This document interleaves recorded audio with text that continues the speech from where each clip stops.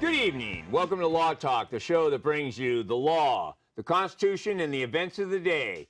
And as analyzed by Mark Malachowski and myself, James Barrett. Mark, what kind of subjects do we have tonight? Well, first we're going to talk about Lisa Page and her testimony.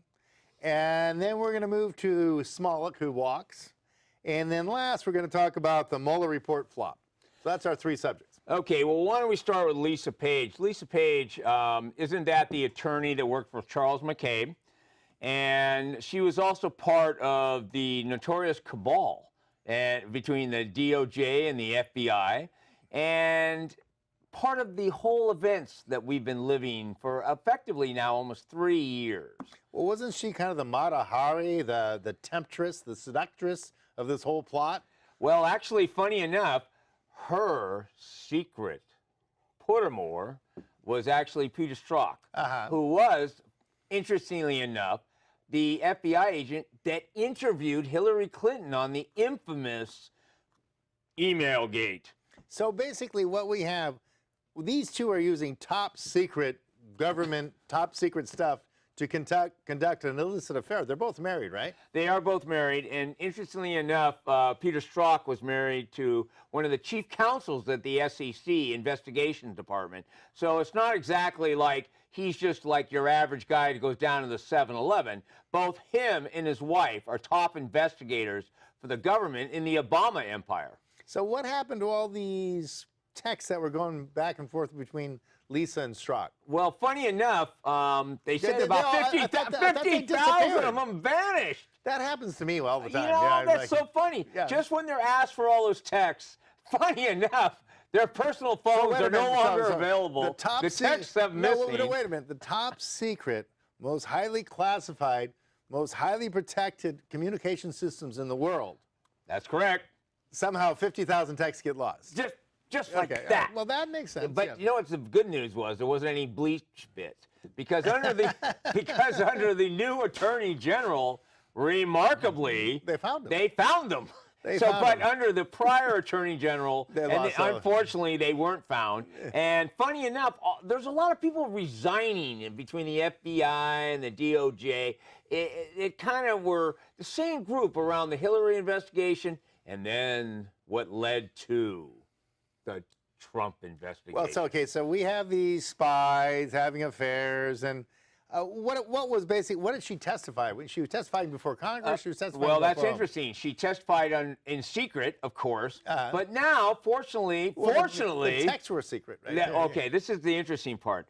The texts there was some select texts magically that were released under the Freedom of Information Act. That were innocuous, yeah. That said simple things like "we hate Trump, he's an idiot," right. And so they let those go to be like the real dynamic text. Right. But the other texts were, "we need an insurance policy to ensure that after, in the case Trump gets elected, we have to have an insurance policy." So basically, they're plotting the overthrow of the U.S. government. They're plotting a coup d'etat. Yeah. And what's interesting about this, Mark, is these are all done on government devices. Right. And what's interesting is there's one text that where Strzok actually said, well, you know, Obama wants to know everything we're involved with. Right. And that's kind of a late one that just came out. So we'll have to see where that one goes.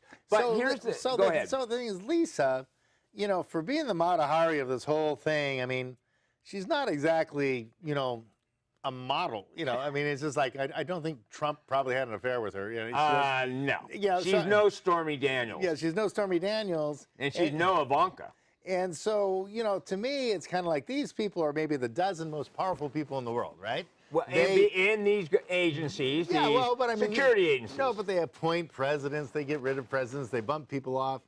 So, I mean, but I don't know. I mean, for the elite of the whole planet, for the 20 or 30 people who run our planet, you know, I don't know. I was a little disappointed in their playtime.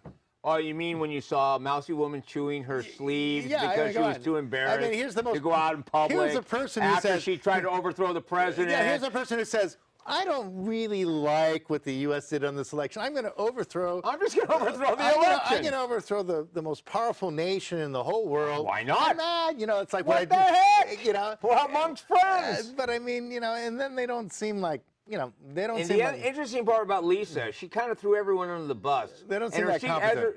I will tell you, we're going to have a follow-up on Miss Page because her secret testimony is being released slowly. Right. But funny enough, one of the things that did come out, actually, I believe it was just the end of last week, her first release from the secret testimony was that there was a lot of talk in McCabe's office about why Andy. It was always Andy this and Andy that. Andy I wonder who Andy is. But wait a minute. But here's the thing. There was a lot of talk about why is Hillary Clinton have all her henchwomen hanging around with her while they're interviewing her? And Hillary just said, oh, they're my attorneys. But they were suspects in the entire crime. So effectively, at any police investigation, they'll tell you don't put all the suspects in the room and have them look at at the same time, asking them all the questions, because they're all going to go, that's not what I understood. Yeah, right. You can see their eyes going around the table. No, I think they had 8 people in there, and they were all in on it. And what's funny is Lisa Page testified that everyone, a lot of people thought that was irregular to begin with. But what's even more irregular, Lisa Page and Peter Strzok got brought onto the Mueller team. Of course. They were part of the team until the text came out and in 2017. And that's when Mr. Mueller decides that, you guys are making us look bad. You're making us look bad. One last thing that Strzok told his little paramour on a text is, there's no there. And he said that to her right at the beginning of the Mueller investigation. Right, sure. And he said, I'm going to get out of this because there's nothing there. He didn't do anything. He actually has that in writing. Funny enough, no one's reported that part of it. And she magically has said all of this in front of Congress. And it's not just the Republicans she's told this all to. She's told this all to the Democrats on the committee as well, which means every time you see somebody that says there's so much there, they've already heard the testimony of numerous witnesses. Well, they would just say that Lisa Page misspoke. Oh, she misspoke. She misspoke. But they can't say that James Baker, the chief counsel for Comey, now has he been interviewed? Oh, he's already testified. He threw Comey under the bus because he said that he specifically said they're under the Clinton investigation. She should be indicted. Right. She's already done this. These are all espionage. This, and then he was outraged when they allowed during her interview to have her henchwomen there. Right. Her and lawyers. Her little gang, her little cabal of co-conspirators. And so his testimony is just coming out now too. We're going to do a whole show on this one little area. Is James Baker going to try to say he wasn't in on this? No, he's saying he advised Comey against all of this. But what's funny is, here's the best news. This just came out from Lisa Page's testimony. They were planning a special counsel a year ago, long before, almost a year before Comey was even fired. Right. As soon as he was elected, they're already saying we need a special counsel. Yeah, that's kind of interesting. But I wonder why Rosenstein's still there. I can't figure Well, out. funny enough, he signed the 4th FISA warrant. Right. As the acting attorney general. Yeah, but so, I can't figure out after Jeff Sessions recused himself in a really brilliant move that started this whole affair for 2 years. But Rosenstein said he was gonna quit like 5 months ago. No, he actually did quit. Right. He resigned, but they had to carry him over to get Barr going. But here's the thing. Rosenstein has been there because he's worked with Mueller before. He's been with Comey all this time. They've been working together for 30 years. 30 years. All these guys all work together. It's not like big mystery time. They cleaned up Whitewater. Oh, yeah. They invented the Iraq weapons of mass destruction together. I mean, these guys have been dumbing up documents and coming up with fake things for 30 years. I mean, come on. They've been doing this for a long time. But you know what? They're all innocent. Well, yeah, they're all pretty good at what they do. They are pretty good. But what's interesting is, and I'm only going to throw this in because at the end of today's testimony, the new Attorney General Barr has stated clearly that he's doing an investigation on the whole little kit and caboodle. Well, obviously, Barr's working for the Russians. Okay, so listen, why don't we move on to our second subject, and it must be collusion. What's our next subject, Mark? Okay, well, this is Smollet Walks, and so... Wait a minute, Smollet Walks? Yeah. Wait a minute. This isn't the Empire actor that had the noose around his neck, Well, this is Jussie Smollett, and it's kind of interesting that what Jussie Smollett did was he got attacked by Trump supporters, and he said they tried to lynch him, and they said this is MAGA country. And so basically what his posit was, or what Jussie is saying here, is that 65 million Americans who voted for Trump are racist, right? And that's how he's classifying. And I think really to understand this, we have to look at what the word racist means and where it came from. So do you know who coined the term racist? No, I don't. Okay, the guy. Mark, you are the key of little hidden information. The guy who coined the term racist was New York, from the Bronx, communist Khazarian mafia propagandist Lev Davidson Borenstein, a.k.a. also known as Leon Trotsky. He came up with the word. Oh, he sounds like a good Irishman. He came up with the word. He coined the term racist as the dog whistle labeling white Christians as non-humans. So he said, white Christians are racist. No one else can be racist except white Christians. That makes them non-humans. Now, once you classify these 40 million people as non-humans, because the New Yorker, well, Adam Schiff's grandfather was Jacob Schiff. He paid $20 million and sent 140 Bronx Khazarian mafia assassins to Russia to kill the Tsar, chop them up and his family in little pieces when they were supposed to be doing productive custody with clubs and bayonets, and chopped them in small pieces and buried them and said, oh, well, they're in productive custody. But anyway, so that wasn't the Russian Revolution. That was the Bronx Khazarian mafia, coup. And then... Wait a minute. Are you talking about Adam Schiff's? His grandfather was Jacob Schiff. $20 million, and he sent 140 assassins from New York to overthrow the Tsar and start the Bolsheviks, which are also called the Chekas, which are called the Communists, called the Khazarians. They have like hundreds of... Wait a minute. This is Adam Schiff, little Adam Schiff. Little Adam's granddad. Little Adam Schiff, little Shifty Schiff. Shifty Schiff's granddad. Okay. His granddad. It's all in the... What a family legacy. It's all in the family. Wait a minute. Now, why doesn't anyone ever bring that up in the mainstream media? Well, because they always get disappeared. Wait, what? You mean the mainstream media gets disappeared? No, but people only the people that bring it up. People will come up, they come like, yeah. Wait a minute. I'd love to cross-examine Mr. Schiff on that one. Okay, so anyway, so there's 40 million white Christians in the gulags and the Holodomor that are raped, tortured, mass murdered, and robbed, right? And which is the way the Khazarian mafia got kind of rich, because they took all the money off the dead bodies. Yeah. They also pimped out the daughters and the wives. Of course. And they made, in today's money, trillions, which is why you've got Soros and Goldman Sachs. That's where these guys got these money. These guys didn't make this money like selling popcorn. They made it by killing white Christians. But you can't talk about the mass murder of 40 million white Christians because they were racist, so they deserve to be mass murdered. And you can't talk about the robbery of 40 million white Christians because the white Christians are racist and it's okay to rob them. So you got to understand that these guys, they're loan sharks, pimps, dope peddlers, propagandists, and mass murderers like Goldman Sachs, Soros, Schumer, Schiff, and Facebook. They're fabulously rich and powerful. And so this is the person that Jussie Smollett works for. He's a Khazarian mafia goon, and his aunt, who's his aunt? Kamala Harris is the aunt of Jussie Smollett. Okay? I did not know that. Okay. Wait a minute. No. I have never heard that report. Okay, anywhere. so Aunt Harris had a bill before Congress saying that lynching should be a hate crime. Okay? And they couldn't push this through without a media event. And Smollett was at a media event with the noose around his neck that he ran all the way to the police station without taking the noose off. They're lynching me, they're lynching me. And guess what? It worked. The anti-lynching hate crime thing passed in the Senate. So he was successful. So he's not going to jail. He's going to be a billionaire and taken care of because they passed. Well, actually, on top of all of that, Michelle Obama's right-hand henchwoman, made the phone call that got him off anyway. No, but that goes into a different thing. But I'm just saying.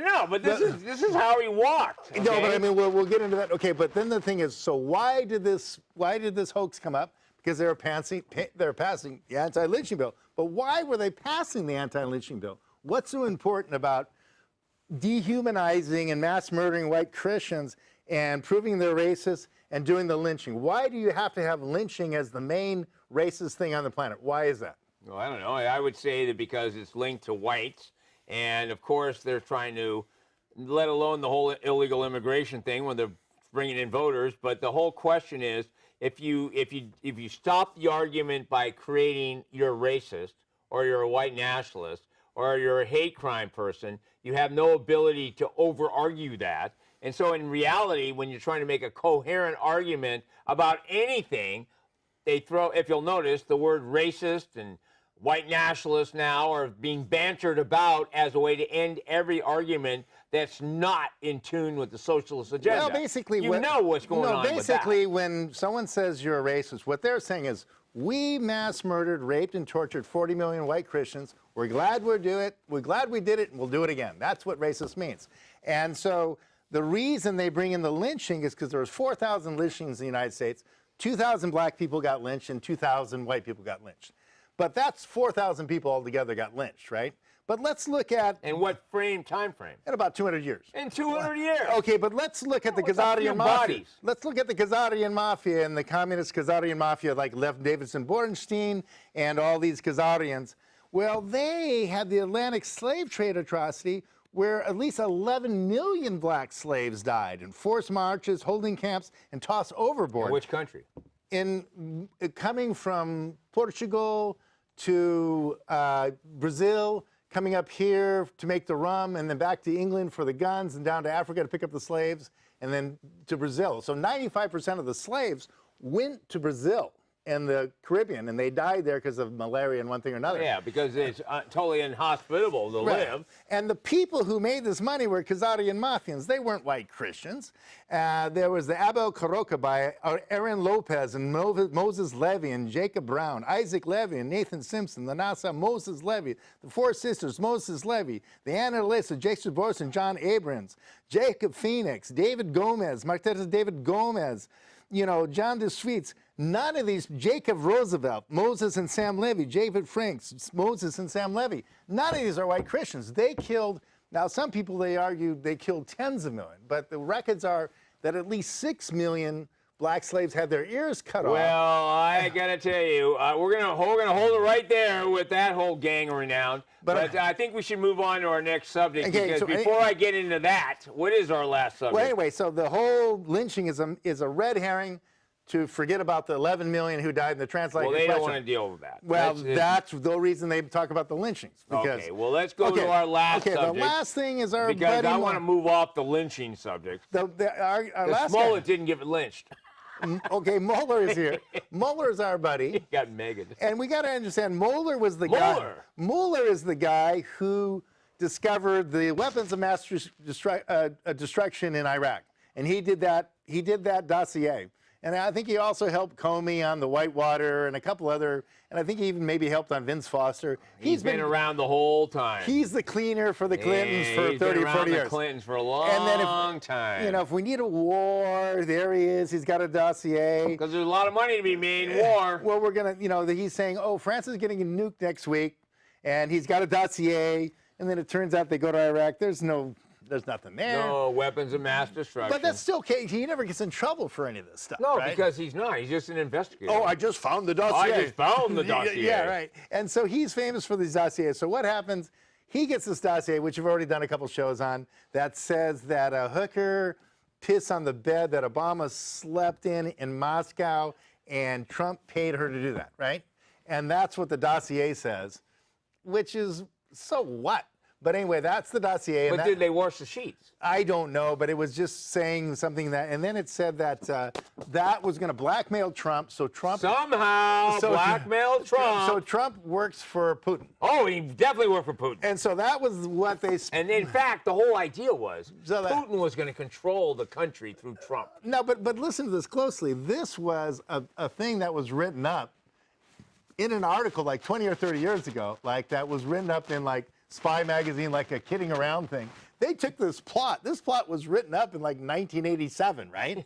And all of a sudden they're doing Stellar Wind where they're spying on Trump, right? And then they get busted on the Stellar Wind with the FISA warrant. So like, what are we going to say? Oh, we're going to say Russians involved. And they find this plot from 20 or 30 years ago, this kind of dingy plot. And then they go, well, okay, we'll run with this. And of course, CNN and all the Khazarian mafia press is like, oh yeah, let's brainwash everybody for this silly thing. And then let's keep talking about it every day, day in, day out. Rachel Maddow. Yeah, right. But I mean, it's just Lemon, all the same bozos. In the end, they get the most biased co-conspirators you could possibly have. You know, they got Strzok, and I mean, anyone's going to find something on Trump. It's going to be these guys. Strzok said it was going to be 100 million to 0 that Hillary wins. But I'm just saying they didn't turn out that way. They get a team of investigators who hate Trump. Oh, by the way, 19 investigators that have worked for Hillary Clinton. Yeah, but I mean, worked for the foundation. They're all Democrat. They all hate Trump. And by the way, 19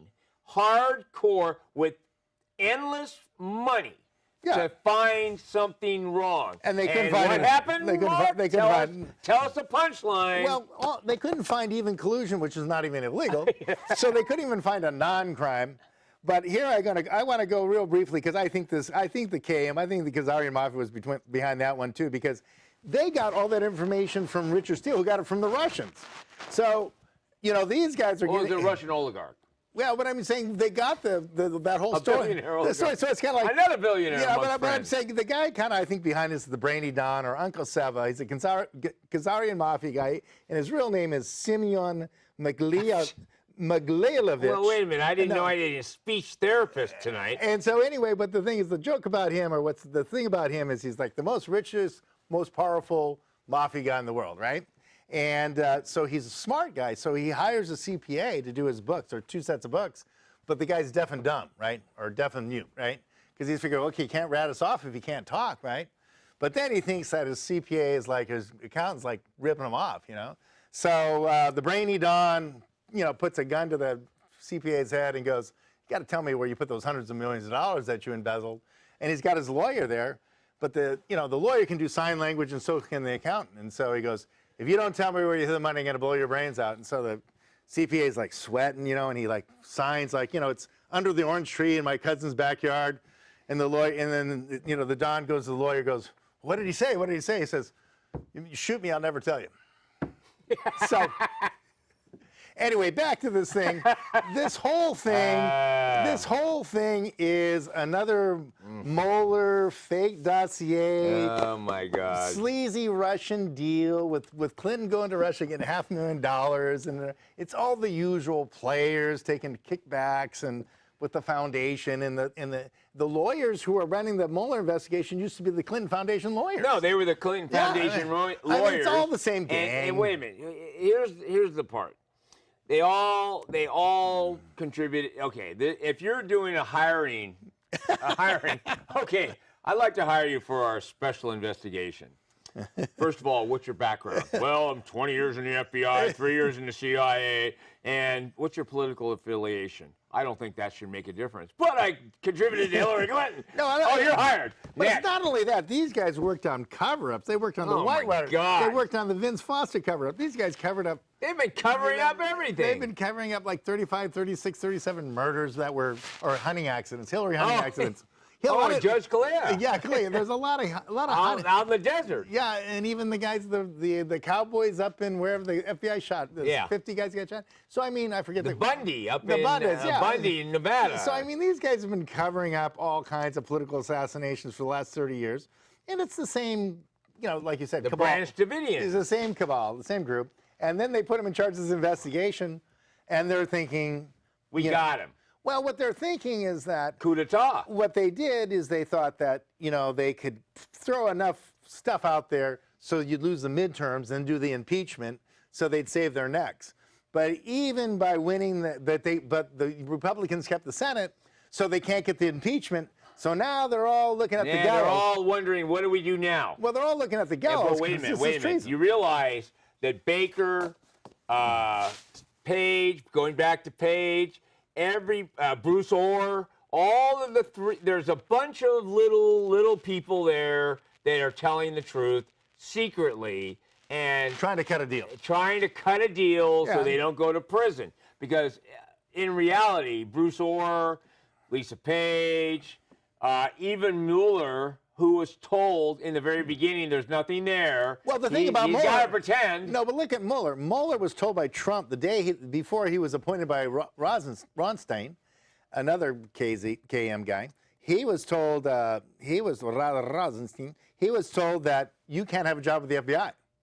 He says, "No way, I don't want you hanging around the government anymore." And the next day he gets appointed. He gets appointed, to investigate the guy that just didn't hire him. And Rosenstein is the guy who convinced Trump to fire Comey. And that was all a setup all the way along. Well, what's interesting about all this is that, fortunately, the Attorney General Barr now is talking about, we have Devin Nunes he's submitting 8 names of people that should be sent in for investigation and obviously prosecution. Barr said that this whole thing it looks like everyone's been spied on, and he said, is there a predicate to even get there? And there's no predicate, because if there was a predicate, Mueller would have said there's a predicate. Now, the whole report's the redacted report's supposed to be released on Tuesday, which will give us an idea, a basic idea. But that's not the point. The point is the whole jig is up.